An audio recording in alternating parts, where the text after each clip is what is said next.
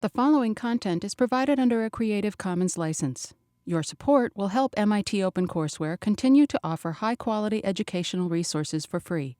To make a donation or to view additional materials from hundreds of MIT courses, visit MIT OpenCourseware at ocw.mit.edu.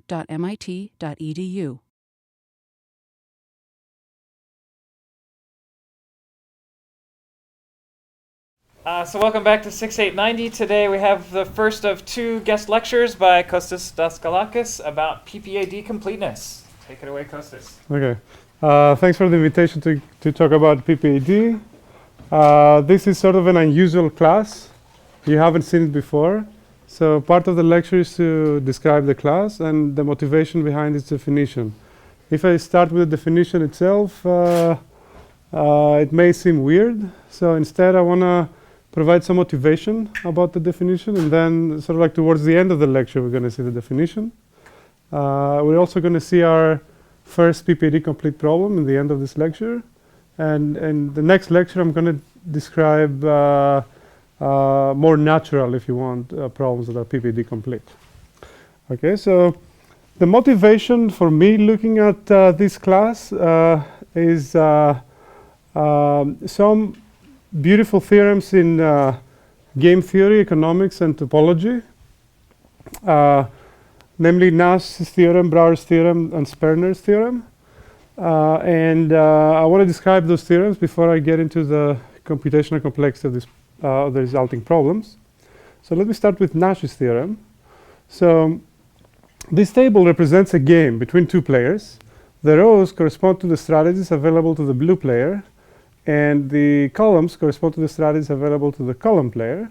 And then every box in this table writes down the payoffs that the two players get if they chose the corresponding strategies. In particular, so this is a penalty shot game. If the goalie dives left and the kicker shoots right, then the goalie loses a point. The kicker gets a point. More generally,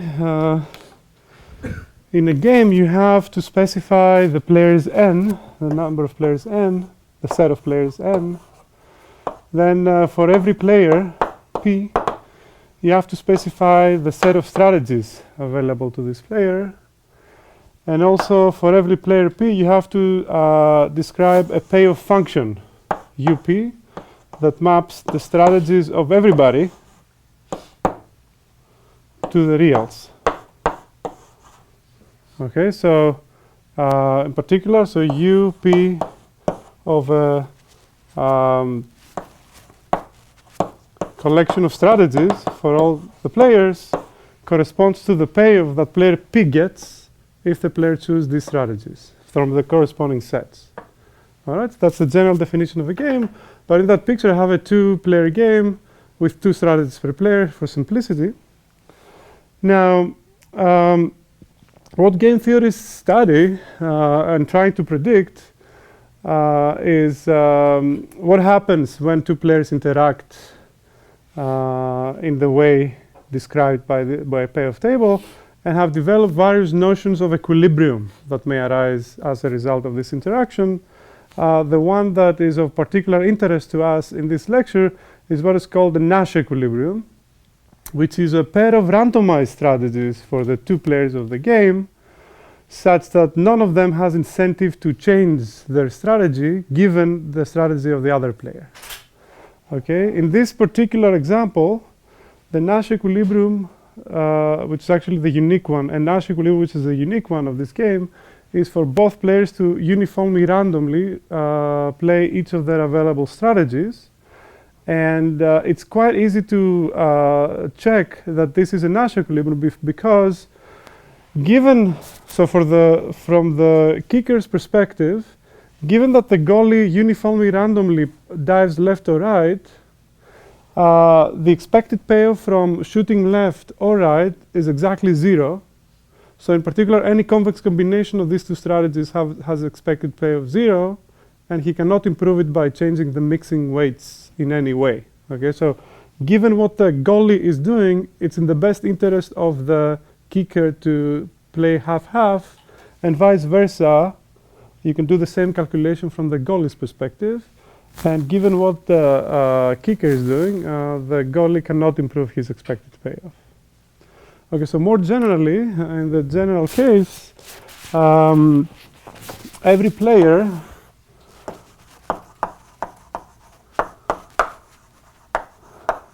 chooses a randomized strategy. A randomized strategy is a distribution over the strategy set of the players. So it's going to be this, with this symbol, I represent a collection of distributions over this set.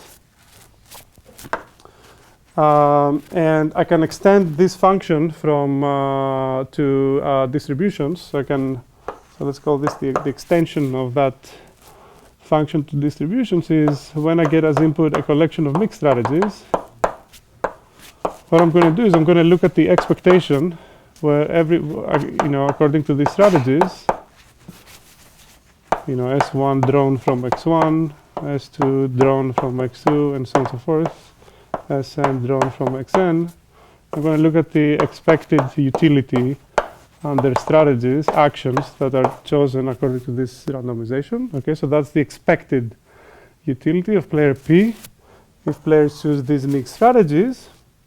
And now a Nash equilibrium in general, as definition, a collection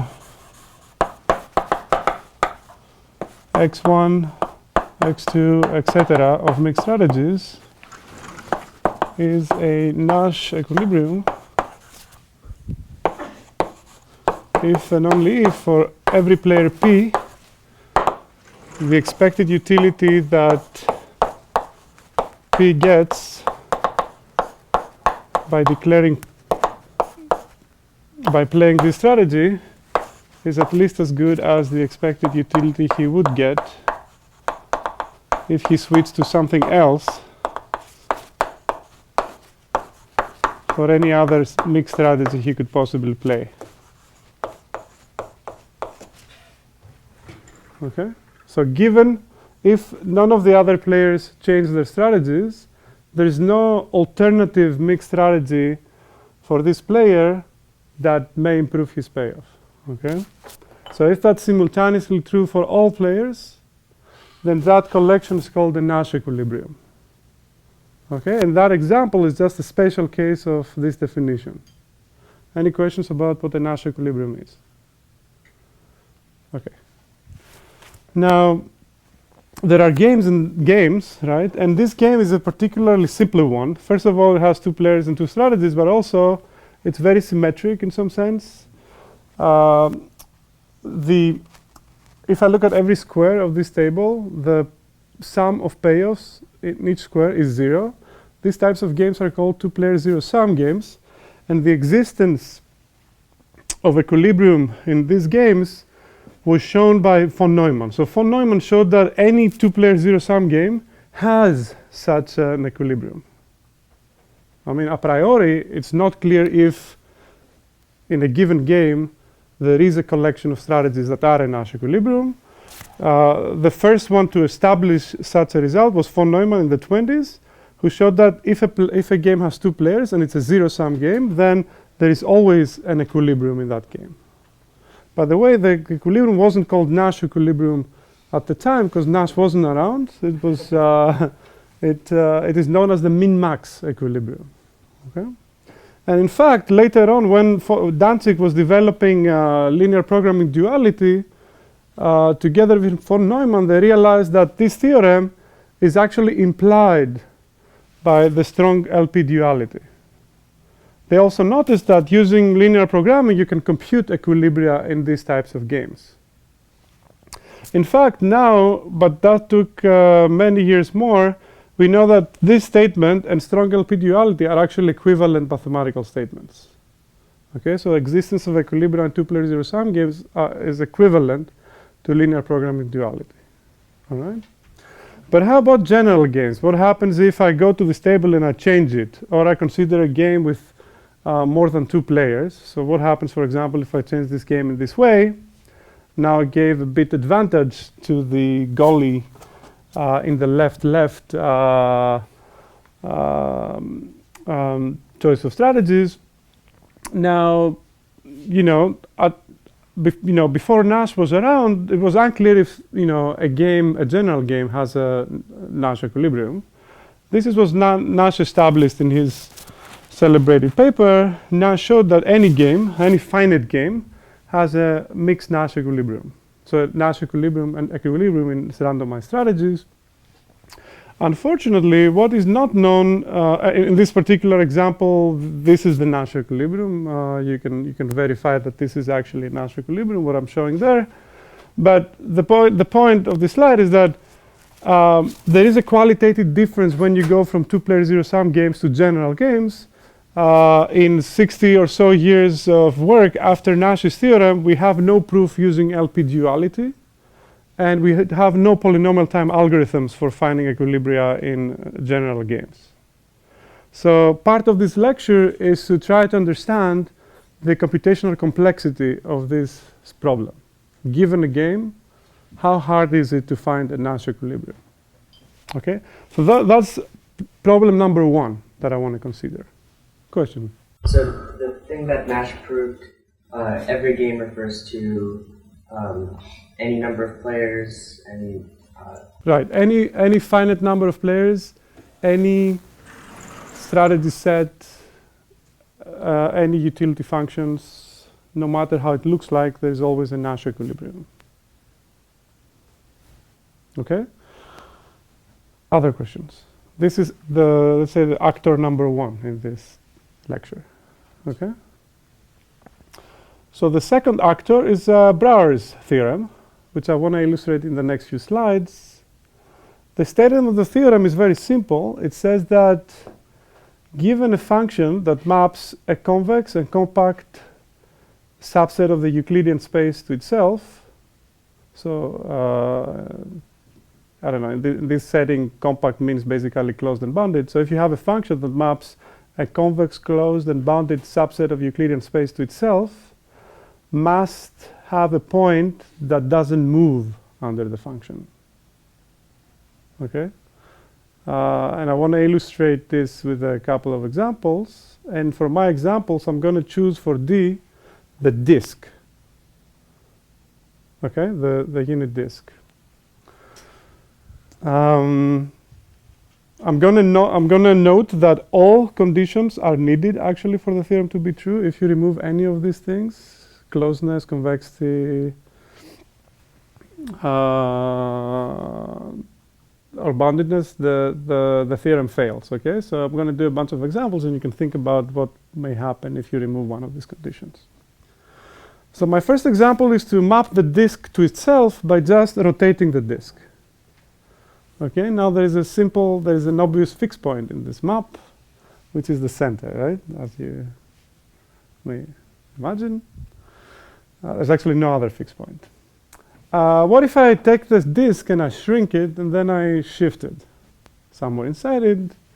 Then I don't know, maybe it takes a little thinking, but you should believe me that there must be a fixed point somewhere there, right?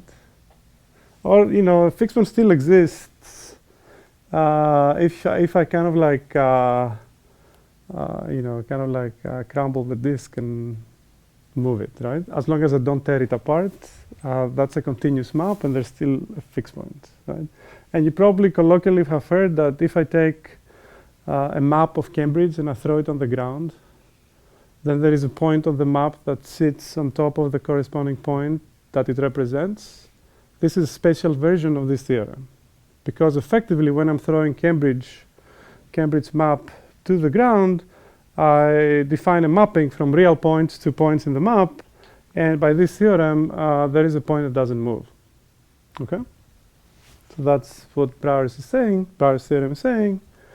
And the proof of Nash actually uses this theorem to show that the Nash equilibrium exists. What Nash did is he used Brouwer's theorem, and in the next slide, I want to illustrate the way Nash gets to prove the Nash equilibrium existence by using Brouwer's theorem. And I'm going to restrict myself to the simple game we saw in the beginning, the penalty shot game. And as I said, for this specific game, you don't need Brouwer's theorem to prove existence of equilibrium, because this is a two-player zero-sum game, and you can even do it with linear programming duality. But it's a simple enough example that will help illustrate the proof of Nash's theorem. So here's what Nash does. He starts with the game, and then he defines a continuous function, in this case from the square to itself, from the unit square to itself, in a way that the fixed points of that function are actually exactly Nash equilibria. The way the function looks, well, basically what is the square? The square represents the probability, the horizontal line is the probability by which the kicker shoots right. The vertical axis is the probability by which the goalie dives right. And then the function is basically tracking which of the two players has incentive to change his strategy at every point in this square.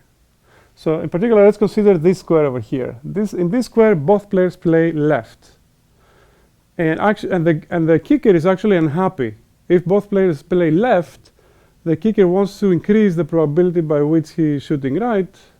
So this is what this arrow represents. Okay, so you want to increase the probability over here.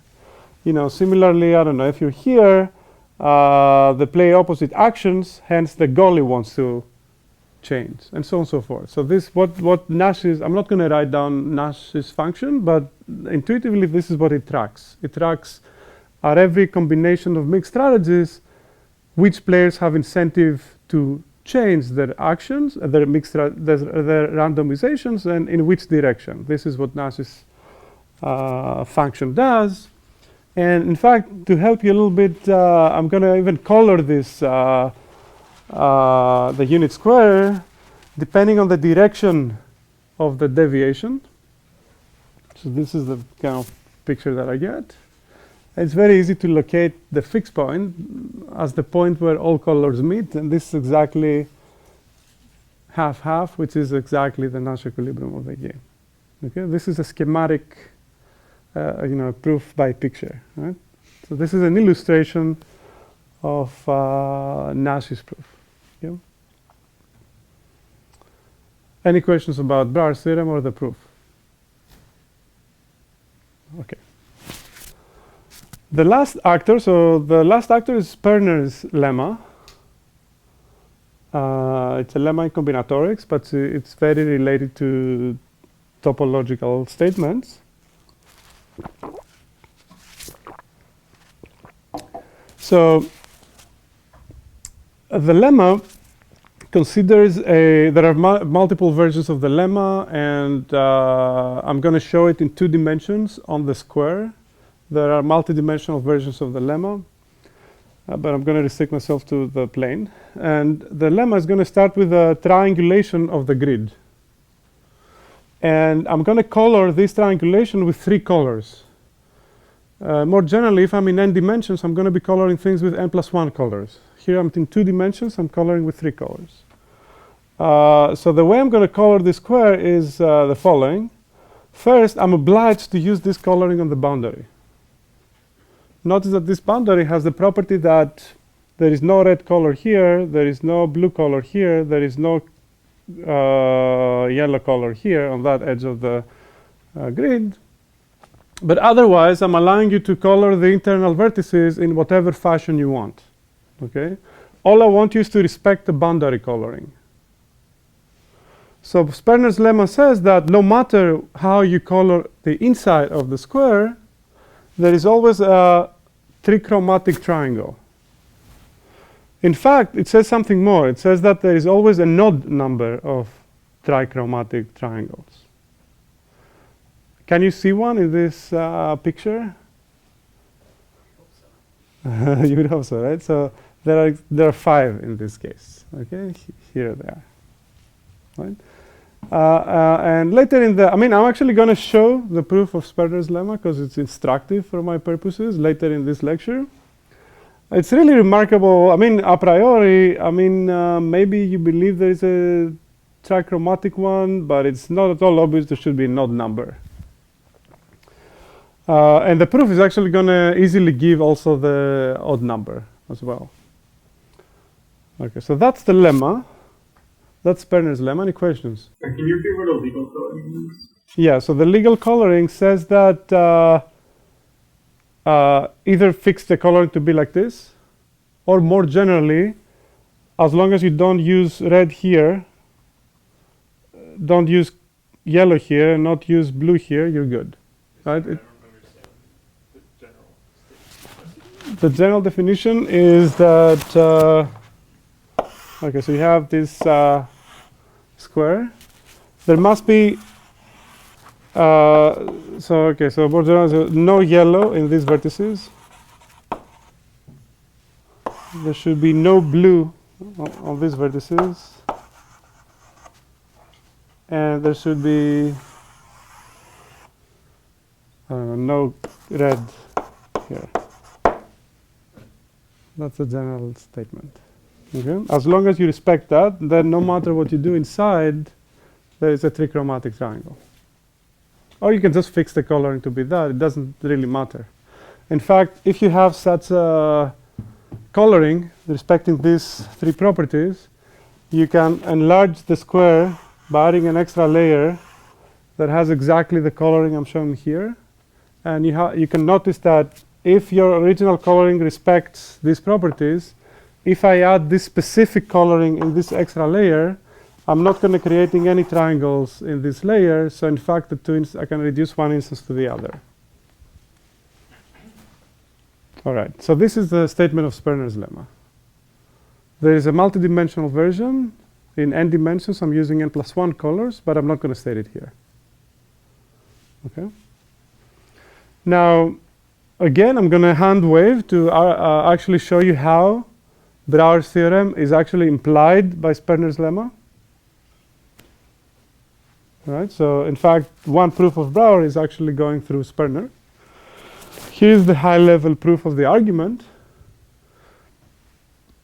Given a function, so I'm going to do it on the square, on the unit square, in 2 dimensions. So suppose I'm given a continuous function from the square to itself.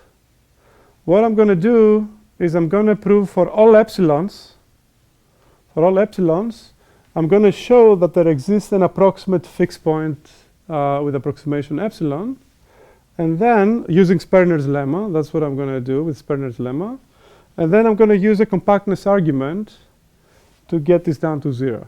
Okay, so I'm going to create, in fact, a sequence of approximate fixed points with smaller and smaller epsilons. And I'm going to use compactness. This is, remember, this is a compact set to argue that there is an exact fixed point. Okay, so Sperner's lemma can be used for this first part of the proof. And roughly speaking, the way it's used is the following. What you do is you first triangulate the square, and the diameter of your triangles, which is very rough in this picture, the diameter of this will depend on the constant of absolute continuity of your function. Okay, so if it's ellipsis, if the function is ellipsis, it's just going to depend on epsilon and the ellipsis constant. Okay, so depending on the ellipsisness of the function, there's going to be a finer triangulation.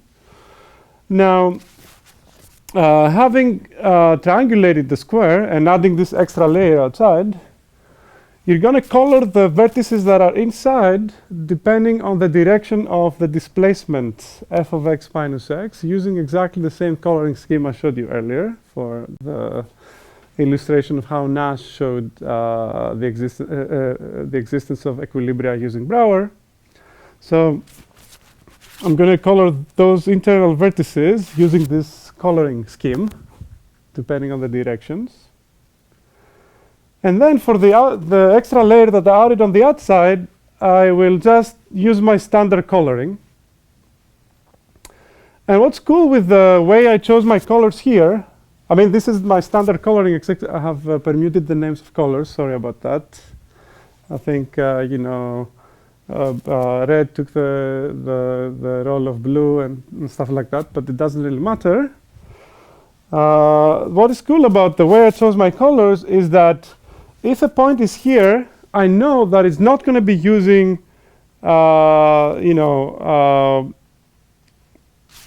essentially, it can only be sort of like in the boundary between red and yellow, but it can have, if you're here, and the displacement is yellow, you're going to be going outside.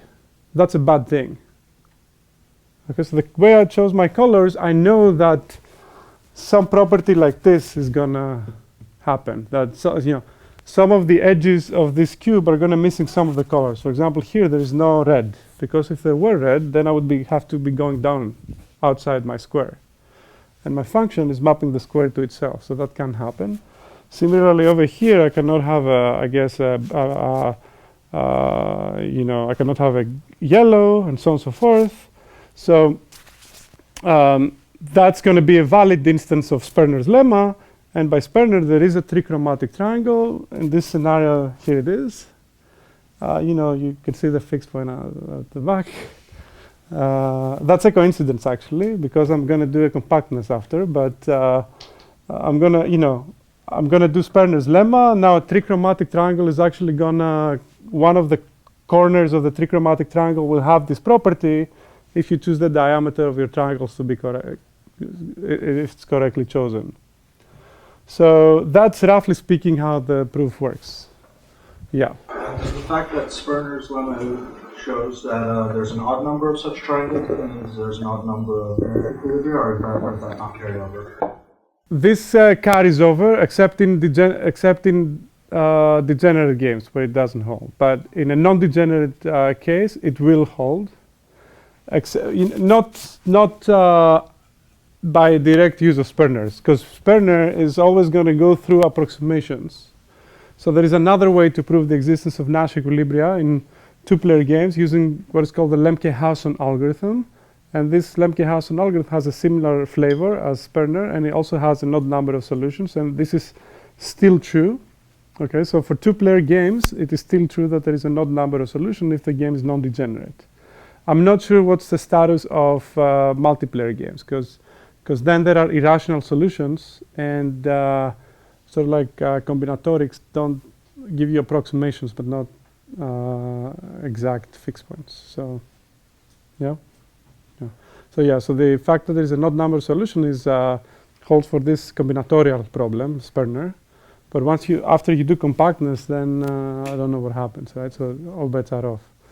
But for the specific case of two-player games, there is an alternative proof that carries over.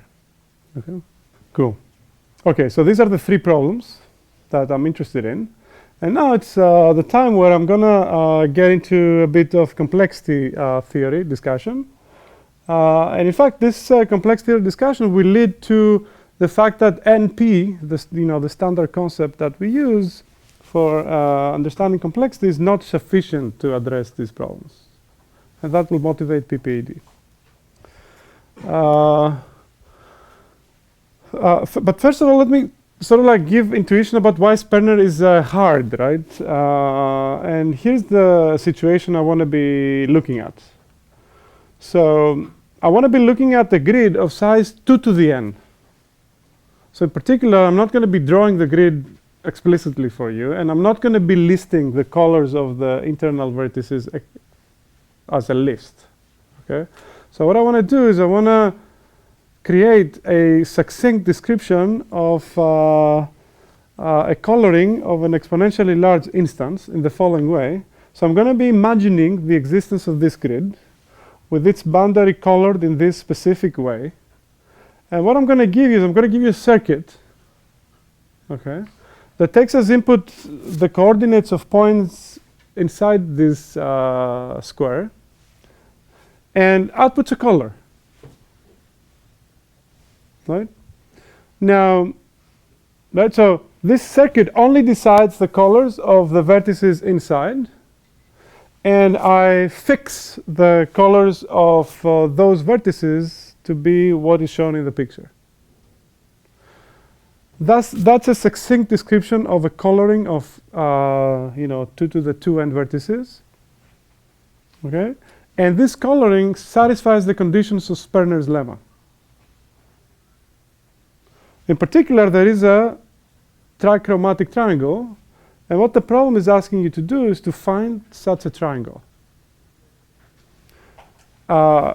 Describing this triangle can be done with polynomial complexity, because all you need to do is to output the coordinates of the 3 points participating in the triangle. So the output description, I'm not asking you to do something crazy, right? So the output is can be described in polynomial size.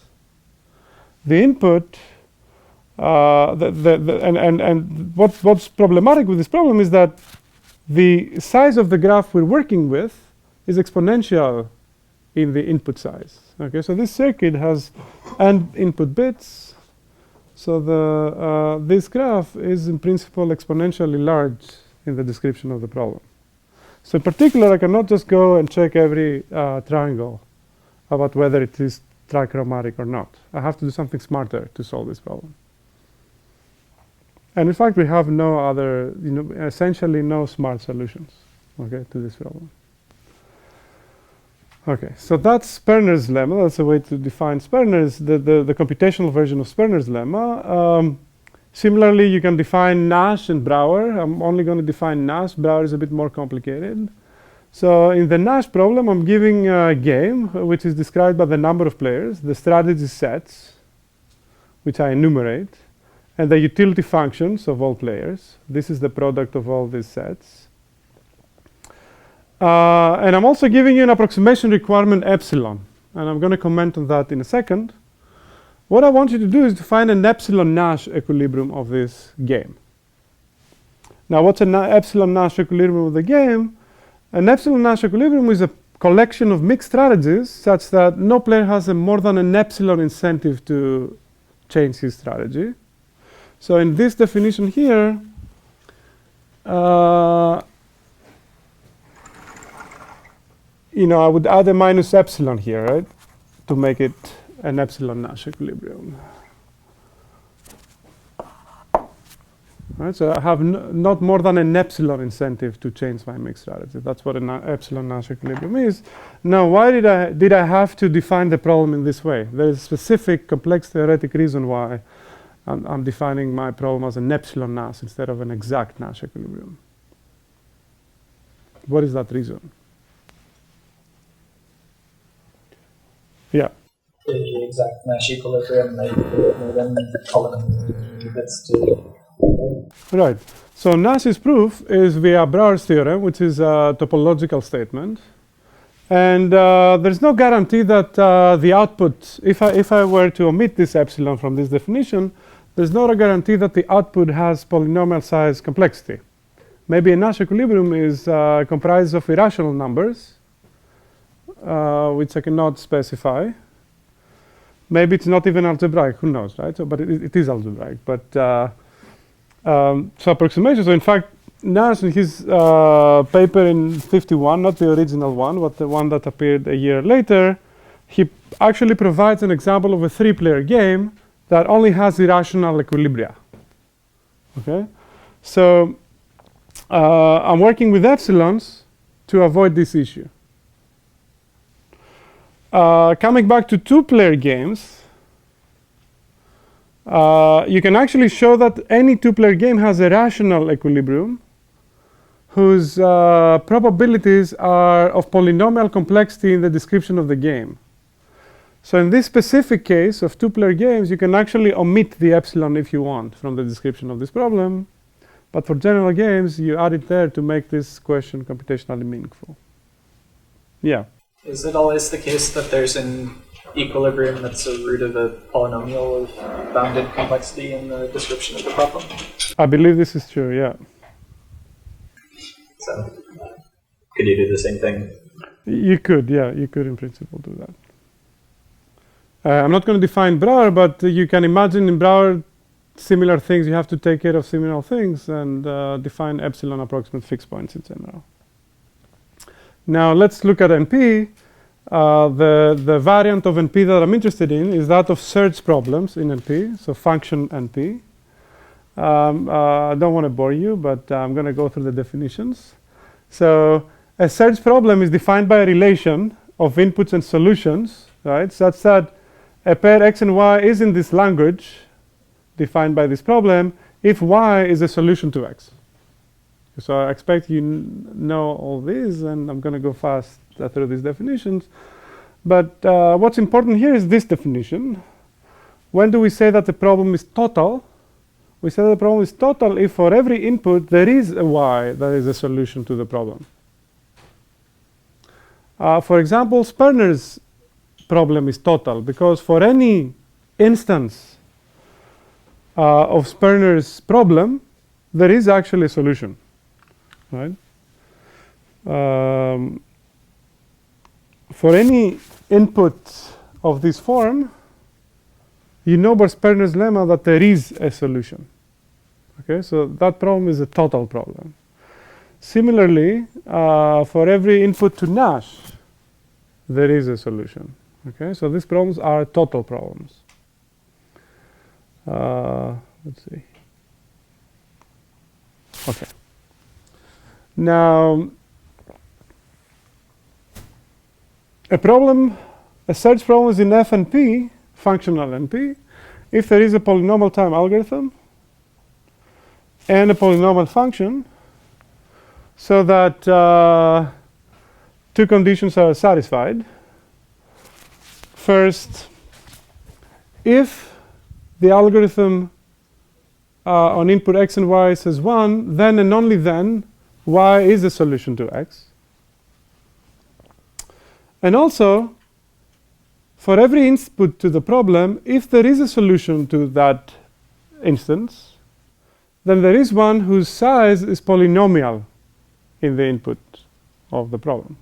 Okay, so you have solutions that are polynomially large.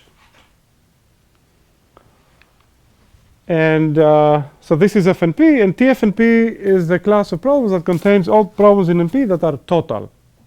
And based on the previous discussion, all the problems we're interested in, Sperner, Nash, and Brouwer, are in TFNP. Sorry, TFNP. Both in FNP, but also in TFNP. Okay. And I guess let me remind you about FNP completeness. A problem in FNP associated with an algorithm and a polynomial bound, polynomial function, is polytime reducible to another one associated with an algorithm and a different bound. If there exist two functions f and g, one of them is mapping inputs to L to inputs to L prime. And also you have two properties, and it's important to look at these properties carefully because they're related to a point that I want to make.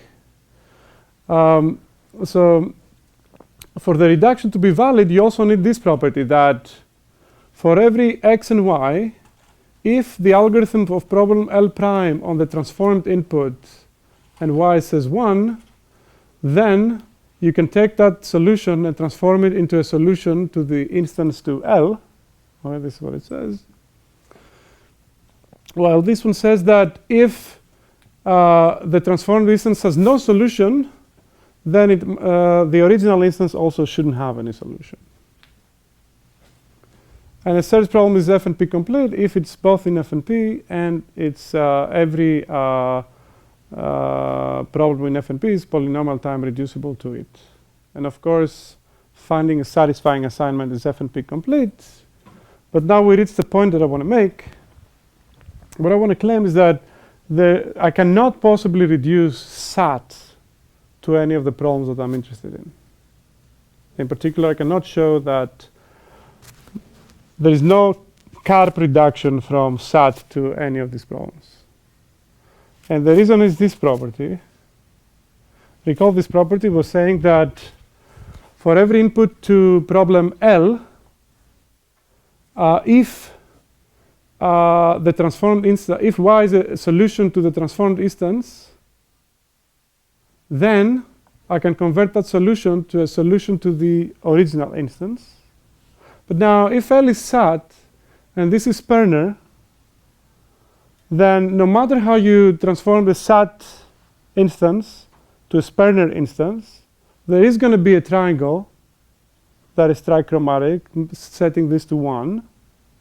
So I should be able to then convert this triangle to a satisfying assignment, but what if this instance is unsatisfiable? So that possibly cannot hold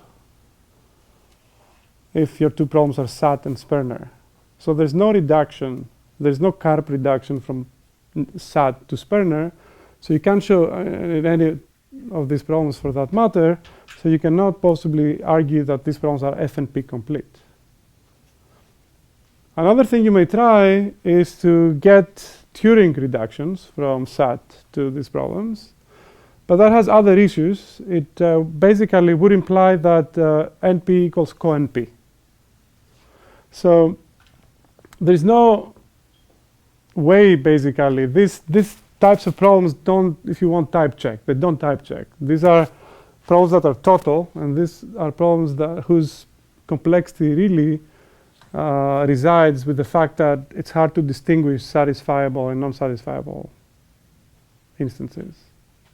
Okay, so NP completeness is not the right language, if you want. It's not the right framework to understand the complexity of these problems. And the exercise through which we're going today, and I think it's instructive, is to how to go about characterizing problems that don't fit into traditional complexity theoretic frameworks. Okay, so in particular, what I want to understand is how to go about defining a complexity theory of total search problems inside FNP. Okay, clearly, these problems actually are inside FNP. These are FNP problems, they're TFNP problems, right? So how do you go about coming up with a theory of complexity theory of total search problems? And the way you go about it is to look at the proof of existence of solutions in these problems and understand the combinatorial underpinnings of the existence argument.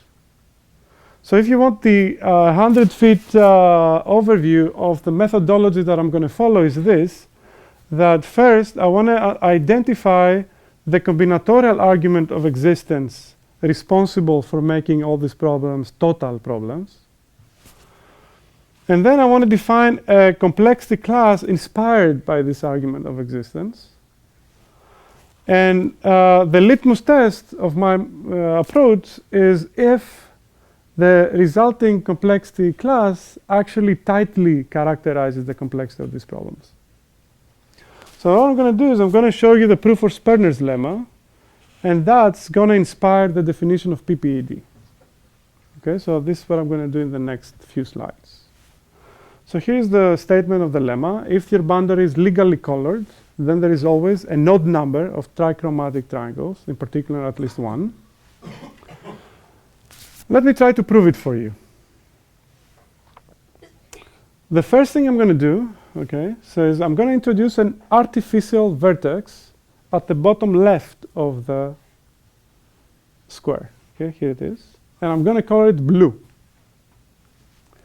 Now, no matter how you color the internal vertices of this square, because I have fixed my coloring on the boundary to be the one you see here in this picture, I know that by adding a blue vertex over here, I'm creating an artificial trichromatic triangle. I'm going to call that triangle the beginning of my walk. And now I'm going to basically define a walk in this grid. Okay, consider this is a big factory. The factory is partitioned into triangular rooms. And I'm starting my walk in this factory from this vertex here, from this triangle here. Now, my walk is going to be doing the following thing. It's going to be going from triangle to neighboring triangle. And the transition rule is the following. I'm going to look in the room I'm in, and I'm going to try to find a red-yellow door. If I find such a door, I want to try to cross it, having red on my left hand. That's the rule of my walk. Okay, red-yellow doors. I want to cross them with red on my left, and that's important.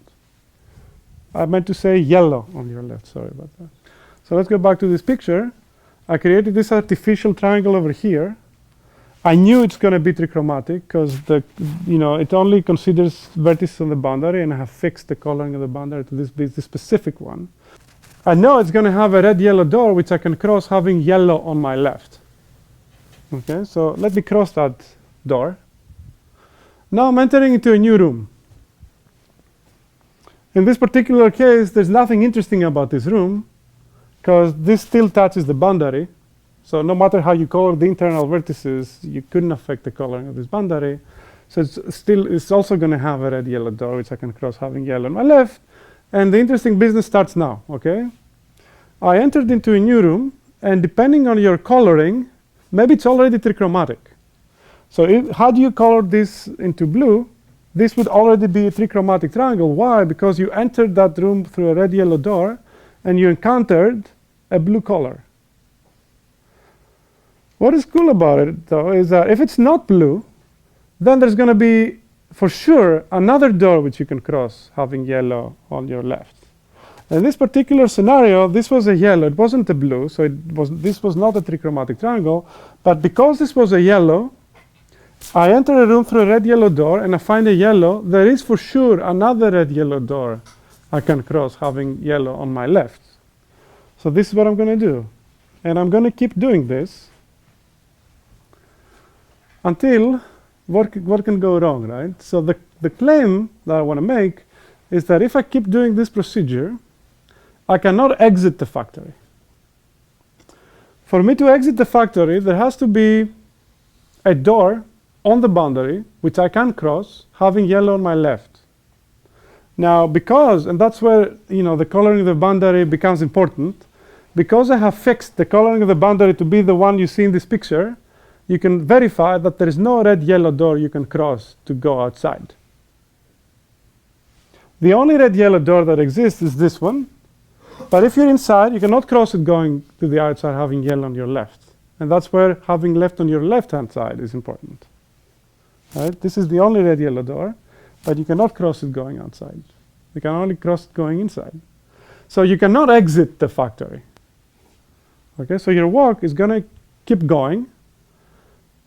All right, and there are two possibilities now, right? So one is that it's going to keep going, and then it's going to enter into a new room through a red-yellow door, and it's going to find a blue. In that case, my lemma is proven. At least not the odd number, but at least I've proven to you there is at least one triangle, because I entered into a room, I found the blue, I entered through a red-yellow door. That's a proof of existence. But there is one thing that can go wrong, though, right? What is that? I can loop around, right? So what I can do is I can sort of like, this is my factory. I started over here. I start wandering around this factory, right? And then I sort of like got into a room that I had already visited before, and then I get into a loop and I go forever. Right? That's the problem that may happen. I claim over there that this cannot happen. Why can it not happen? Try to color it. Yeah, let's try to color it, right? So let's zoom into here, right? So this is a room that I got into the beginning through a red-yellow door, having yellow on my left, right? So originally I got into this room like this, having yellow on my left.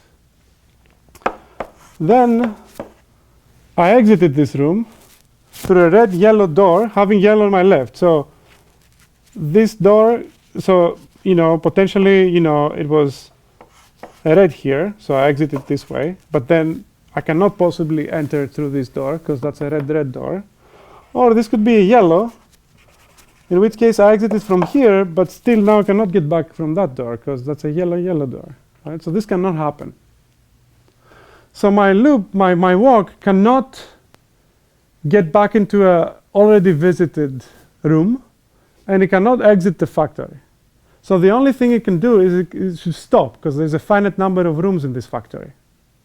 But the only way it can stop is if it finds a blue when it enters a new room. So that's the proof of existence. If you follow my walk indeed, you're going to get into a trichromatic triangle. And this way, I've finished the first part of the claim. Any questions about that? Yeah. Does the argument give you the odd number, though? It does, yeah. What is it? If you find another one, then it has to give it to you. Right, let's try to do that, right? So let's start from a different triangle. Let's start from here. But if I start from here, there's no red-yellow door I can follow, so that doesn't give me anything. But let's start with somewhere where there are red yellow doors. So let's start with here. Right? Now I can follow the same kind of business. I can get into doors. I can cross red yellow doors having yellow on my left. In this case, that got me into a trichromatic triangle. Now let me go back here and actually do the walk backwards, right? So going backwards, okay, having yellow on my left. So this is what happens. So I found a trichromatic triangle. And this actually came in pairs, right? The fact that this gave me a trichromatic triangle must mean that this has to give you another one, because by the same token, I cannot sort of like get into a loop while going back. On the other hand, there are some triangles where that would give you, so you get another pair over here. These don't give you anything, because if you start here, you don't move. But here you can get loops, right? If you start from the inside, you can get into a loop. The point is that all triangles come in pairs, except for this walk, which started with an artificial one. Right, so all trichromatic triangles come in pairs, except for the trichromatic triangle that I found in my original walk. So thereby, there is an odd number of those. So it's kind of, it's pretty cool, right? Let me actually try to abstract this proof a little bit.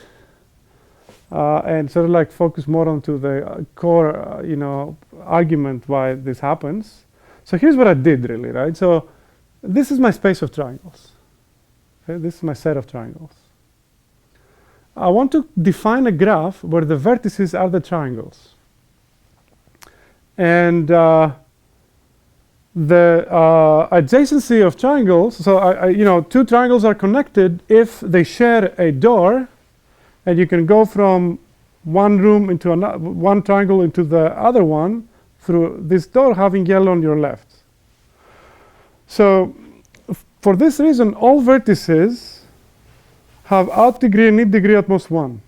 Because every triangle has at most, no matter how it's colored, has at most one red yellow door which you can cross having yellow on your left to go out. And it has at most one door which you can cross having yellow on your left going in. So just the mere definition of my transition rule, which was cross a red yellow door having yellow on your left, defined a graph on the set of triangles that has in degree and out degree at most 1. Now a graph with in degree and out degree at most 1 is a very simple type of graph. It looks like this. It's a bunch of isolated vertices, a bunch of directed cycles, and a bunch of directed paths. Right? And in fact, the way I define my transition rule, you can check that all degree 1 nodes must be trichromatic. If you're trichromatic, there is either one door you can exit, one red yellow door you can exit having yellow on your left, or depending on how the coloring is, one door you can use to enter the triangle having yellow on your left. So only trichromatic triangles can have total degree 1. Isolated vertices are those who don't have red yellow doors. And degree 2 vertices are those who have 2 doors, one with which you can exit having yellow on your left, and one with which you can enter having yellow on your left. So what I want to summarize is that the mere definition of my transition rule defined this graph in a way that all these unbalanced vertices are solutions to the Sperner problem. All the vertices were solutions to the Sperner problem. And in fact, one solution was artificial, because it was that triangle that I created by adding the extra node outside. So all degree 1 vertices are real solutions except one of them. And by the structure of the graph then, there has to be an odd number of solutions. This would be implies, okay? So to summarize, the mere description of my transition rule defined this graph in a way that all unbalanced vertices are solutions. And because these have to come in pairs by parity, there is an even number of solutions. Except one was artificial, so hence there is an odd number of solutions. So in particular, what I want to argue is that all these very beautiful, very interesting theorems that I showed in the beginning, Nash, Ppad, and Sperner, the real argument of existence, besides sort of like mathematical work, mathematical obfuscation if you want, right, is this trivial statement in combinatorics, that if you have a directed graph with some unbalanced vertex, then there must be another unbalanced vertex.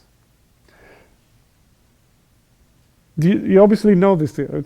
The proof of this theorem is pretty clear. If you have a directed graph where some node has a different number of outgoing and ingoing edges, then there has to be another such node. And effectively, what I did over here is I described a directed graph, and I identified this artificial vertex, which was unbalanced. It only had an outgoing edge, but no incoming edge. And by parity, I knew there must exist another one. So in fact, I didn't even have to, use my walk argument and stuff. All I had to claim is that the mere definition of my transition rule defined this directed graph, and this directed graph had some unbalanced vertex, and I know that somewhere in this graph there has to be another unbalanced vertex. But what I'm saying is that the core of it is this trivial lemma. And now your next question will be, but what the heck? This lemma is trivial, right? So, we took so many algorithms, Karger's class, and so on and so forth. We work with graphs. We know how to identify these things, right? Given a directed graph, it's trivial to find an unbalanced vertex. But the point is that you can sometimes define exponentially large graphs succinctly. And you can ask people to find you unbalanced vertices in exponentially large graphs. So that's what PPAD is about. In fact, if I give you a Sperner instance by providing you a circuit, we're already working with exponentially many triangles in the description of the circuit. So that's why the problem is difficult. The problem is difficult because the graph we're working with is exponentially large in the description of the problem, of the instance. So the PPAD class is trying to capture this structure, and we write about at the point where I'm going to define the class formally. Okay, so you ready for this? So the okay, the PPAD class defined by Papadimitriou in the 90s. Actually, this is the journal version of the paper. The PPAD class is giving you an exponentially large graph. The vertex set of the graph is 0, 0, 1 to the n. The graph is specified in a weird way. I'm going to give you two circuits that get an n input bit, an n bit input, and have an n bit output. And using these two circuits, I define an edge between a string and another string if a weird condition is satisfied. So another directed edge from v1 to v2 if this condition is satisfied. Okay. Let me try to parse these symbols there. But before that, let me call this circuit the possible previous circuit. And let me call this circuit the possible next circuit. Okay. Now, this circuit takes as input a string, and it outputs a candidate next, a candidate neighbor of that string. And similarly, this, a candidate father of this string. And this takes as input a string and outputs a possible child of this string. And I only established an edge, a directed edge from string v1 to string v2 if string v2 believes that its father is v1 and v1 believes that its child is v2. If they agree on their sort of parenthood relationship, I add this edge. Okay? Now, you may ask me, what the heck? Why didn't you just define this graph in a different way? Why did you have to have these possible child and possible father relationships and describe the graph in this way? And the answer to this question is that no matter, so the answer to this question is, no matter what circuits you give me, that always defines your graph with a very specific property that we're going to see in the next slide. Okay. Back to the definition. So I'm going to explain the intuition behind this. But back to the definition. Describe an exponentially large graph by giving you these two circuits. And I establish edges between nodes only if this condition is true. And what I ask you to do is the following. Given these two circuits, if the all zero string is unbalanced in this exponentially large graph that I defined, then I ask you to find another unbalanced node, which by parity exists. Okay, if the zero string is unbalanced in this exponentially large graph, then by parity argument, there must be another unbalanced node. I'm asking you to find it. That's the definition of this end of the line problem. And PPAD is the class of all problems that are in F and P that are polytime reducible to this problem. Now, this sounds weird. So let me show you how the graph defined by these two circuits looks like. And this will be awfully familiar. So, I'm copying here the condition for putting an edge between two strings. The set of strings I'm looking at is 0, 1 to the n. This is the condition for when I put an edge from string v1 to string v2. Now, notice that by definition, every string has at most one possible child. And every string has at most one possible father. So the integers and outegers of this graph are at most 1. Okay, so I'm implicitly describing a graph that looks like this. And what I ask you to do is to check the following. I ask you to check if 0, the 0 string, is unbalanced, meaning it either has a father but not a child, or it has a child but not a father. If it's balanced, you don't need to do any work. But if it's unbalanced, which is easy to check locally, you just query the candidate next child and check if that child believes that 0 is its father, or vice versa. Okay. If 0 to the n is unbalanced, then by parity, because the graph looks like this, there must be some other unbalanced vertex, at least one, and asking you to find me any of these unbalanced vertices. So in particular, you don't need to find the unbalanced vertex that's in the other end of the path that starts at 0 to the n, or finishes at 0 to the n. You can give me any of the other unbalanced vertices if there are any. But by parity, I know that there is at least one unbalanced vertex. So PPAD is this problem. I describe an exponentially large graph by giving you two circuits. Now, no matter what circuits I gave you, I know the graph looks like this. Now, in this graph, if 0 to the n is unbalanced, if the 0 string is unbalanced, you know that there must be another unbalanced vertex. Any of them is good as a solution to the problem. Yeah? So how again do we know that 0 to the n doesn't point to the previous other string that points to 0 to the n? How do we know that 0 is the end? So in that, no, it can be. It can happen. It could be that this is 0 to the n. It has a child that believes that this is its father, and also v believes that 0 to the n is its child, and 0 to the n believes that this is the father. This creates a 0 to the n which is balanced. In that case, you don't need to do any work. Right? So the statement of the problem is asking you to do work only if 0 to the n is unbalanced. All right? So end of the line tells you if 0 to the n is unbalanced, which you can trivially check locally, you don't need to look at the whole graph to decide whether 0 to the n is balanced or not. All right? So to decide whether 0 to the n is balanced, you need 4 queries. Didn't you have an exponentially long cycle? Yeah, but the point is that that's the whole point, right? So if I query, if you know, like if V I see. is the possible parent of 0 to the end, and you know, U is the possible child of 0 to the end, then the state of the world could be this.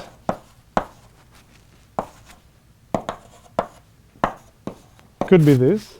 Now, if also this guy believes that 0 to the n is his father, I'm going to make this edge solid.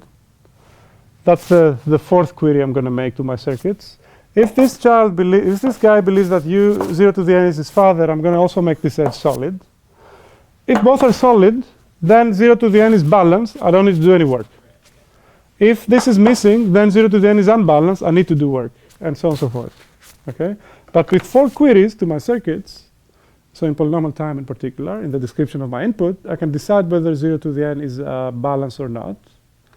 And if it's unbalanced, then I need to do a lot of work. And in fact, we have no better than exponential bound for how long it will take me to find the other unbalanced node. Can you make all such graphs of this type with small circuits? I mean, no. I mean, you're asking if I pick an arbitrary exponential graph, if it's always compressible into polynomial size. I mean, it depends on how you phrase the question, right? So if you allow me to get a huge piece, I mean, P is part of the input, right?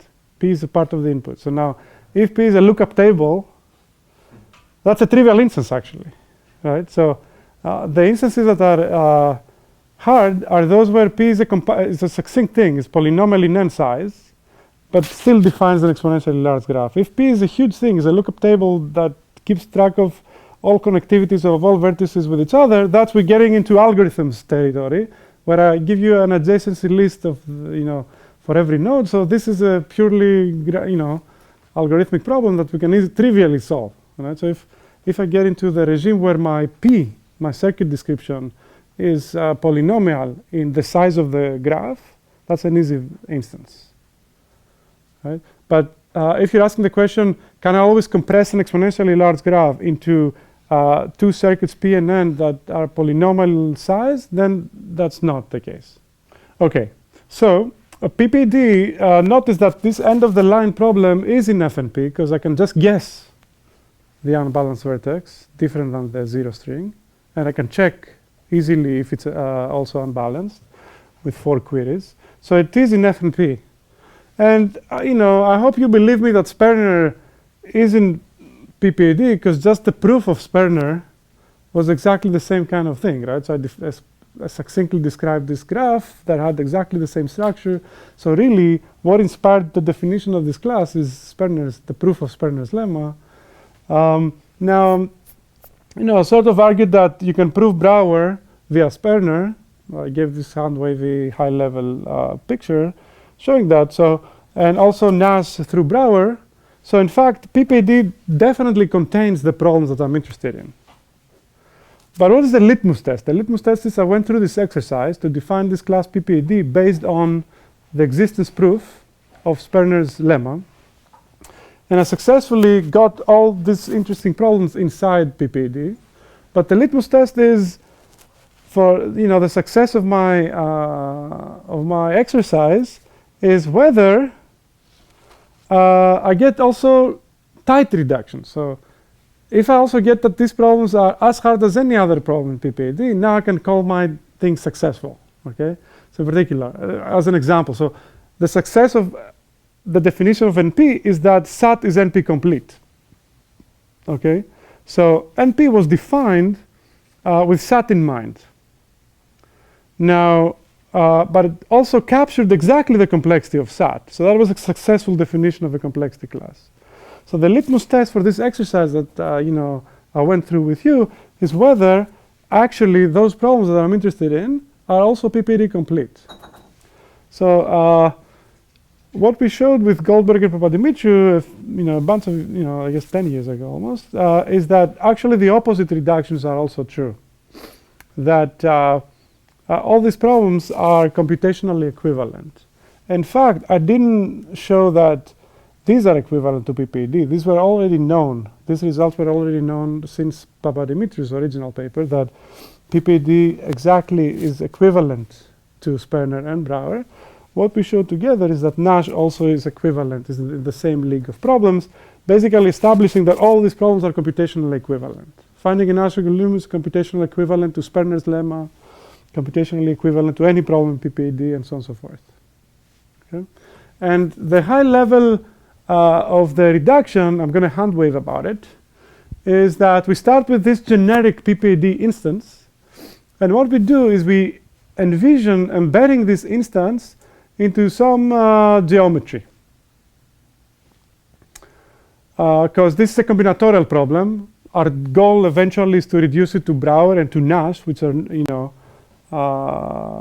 continuous problems. So the first thing we do is we embed this graph into a cube in a way that sort of like every path or circle corresponds to sort of like a path that moves around this cube without intersecting itself. So this is the first thing we do. Then we find a way to solve the resulting embedded PPD instance, reduce it to a Sperner's instance. And then, in fact, the core of the proof, and I'm going to actually talk about this more, is to reduce this problem into a problem that asks you to evaluate an arithmetic circuit. Now, after you get that PPD reduces to this evaluation problem, it's really I call it approximate arithmetic circuit SAT. Okay, so I'm going to get into what this means, but it's really a satisfiability problem for arithmetic circuits. But after you get PPD to reduce to this problem, it's easy to get to Nash and all the other implications, all the other known and PPD completeness reductions that people have established. So what I want to describe is what this problem is about. It's the equivalent of circuit SAT, which is NP complete. This is called arithmetic circuit SAT, and I'm going to show you what it means. Question? So do we, in the course of this reduction, do we get a 3-player game for Nash? Like, does this 3 carry through to the... Yes. So you get actually 2 players. You can get 2-player Nash. Yeah. So it establishes that all games are, if they're not 2-player zero sum, they are PPD complete. So the input to the problem is a circuit. Okay. The circuit comprises 2 kinds of nodes, variable nodes and gates. Okay. So gates are represented with solid circles. Variable nodes are with, empty circles. Okay, so the variable nodes are x1 through xn. The gates nodes are g1 through gm. Now the gates I can choose gates from the following set of possible gates. I'm going to explain what these gates are meant to do, but this is an assignment gate. This is a plus addition gate. This is a subtraction gate. This is set equal to a constant gate. This is times a constant gate, and this is a comparison gate. The subtraction and comparison gates are non-symmetric in their inputs, so they have a special input 1 and a special input 2, similarly for the comparison gate. And I also have directed edges that connect variables to gates and vice versa, but there are no edges between variables, so there are no edges between the gates. And also, the loops are allowed. That's important. Okay, so you can have loops. For example, in this picture, you have a loop between vertices. And actually, there are no inputs to the circuit. Okay, in circuit SAT, you have a bunch of, you want to set the input so that the output is 1. And you don't have loops. You have a DAG. And your gates are just binary gates. Here, we're in a different situation. We don't have inputs. Our gates can have loops. And they're not binary. They're arithmetic gates. The goal is to assign 0, 1 values to the vertices, the variables, so that the gate constraints are satisfied. So now, what are the gate constraints? So the output of an assignment gate should equal the input to the assignment gate. If you have an addition gate, the output of the addition gate should be the sum of the inputs, except everything should lie in 0, 1. So It's the minimum between the sum of the inputs and 1. The subtraction gate is similar. So the output to the subtraction gate is the difference of the inputs, but you can't go below 0. The set equal gate is set equal to a constant gate is sets y to be a, but it doesn't allow it to leave 0, 1. And the multiply by constant gate multiplies the input with alpha, with a, but also doesn't allow it to go below 0 or above 1. And okay, these are pretty straightforward. What is slightly weird is the comparison gate, which has a weird behavior and actually must have this behavior for the problem to be PPD complete. You can show that. The comparison gate has to be a 1. The output has to be a 1 if the first input is bigger than the second input. It has to be a 0 if the first input is smaller. But if they're equal, it can be anything. It's allowed to be anything. It's actually, if you think about it, it's a continuous gate. You cannot just jump from 0 to 1 without being able to take all the intermediate values. Okay? It can be anything. Any value is allowed if the inputs are equal. Okay, so that's the version. That's the arithmetic circuit SAT problem that is PPD complete. First of all, this problem is total. Okay, no matter what circuit you write down, I can prove to you that there is always an evaluation that works. That's not a priori obvious. It's not a priori obvious that no matter what circuit I describe you using these gates has a satisfying assignment. But I claim this is true. I'm not going to show it to you. It is true, though. And it must be true because this problem belongs in this family of PPD complete problems. So it has to also inherit all the properties that this class of problems shares. Now, let's try to work out the details of what the computation is. OK, so I want to argue that I want to claim that the only satisfying assignment is that everything is equal to 1/2, actually. And let's try to verify it. So suppose that A was not, actually not. I take that back. Okay. So A must be 1/2, and B can be, no, actually, they're all 1/2. Sorry. They're all 1/2. Don't take it back. OK, so let me try to argue that. OK, so suppose that A was bigger than 1/2. Bigger than, so C must be 1/2, right? That's by the condition of the gate. This is set equal to 1/2, so this must be 1/2. OK, that's obvious. Now, I claim that A cannot be bigger than 1/2. If A was bigger than 1/2, then this is bigger than this input of the comparison gate. So the comparison gate would output a 0. But this set equal operation would have to set this guy to be 0. So 0 can't be bigger than 1/2. Okay? Let's do the other direction. Suppose A was smaller than 1/2. If A was smaller than 1/2, then the comparison gate would output a 1. This would set it to 1. So how can 1 be smaller than 1/2? So the only possibility is that it's actually 1/2. And if it's 1/2 and 1/2, then this is it's setting 1/2. You can set, because the inputs are equal to the comparison gate, you can set this to be anything. So everything being 1/2 satisfies all the conditions of the gates. So that's the problem we're trying to solve. Okay? The claim is that this problem is PPAD complete. And this problem is going to be the starting point for all our reduction next time. Okay? In particular, showing that Nash's theorem is PPAD complete. I want to add the last point. After we published our paper, Chen, Deng, and Teng actually improved this result to fuzzy gates. So they actually we allowed in our original paper exponential noise in the outputs of the gates. So this is an easier problem now. So I give you a circuit, and I want you to find me an assignment that satisfies all gates approximately. So in our original paper, we could accommodate exponential noise in the size of the input, in the fuzziness of the gates. These guys showed that you can even accommodate any polynomial noise, inverse polynomial noise that you want. And it's still PPAD complete. That's an easier problem than the exact problem, obviously. But in fact, they're a computational equivalent because they're both PPD complete. So now, next time, what I'm going to show is I'm going to use this problem to show that Nash and market equilibrium are PPD complete. I'm going to show that some problems in combinatorics, such as fractional hypergraph matching and scarce lemma, are PPD complete. And then if I have time, I'm going to show you other existence arguments that give rise to different interesting complexity classes. Named after Ppad Dimitri? Yeah, many people ask that. So it means polynomial parity argument on directed graphs.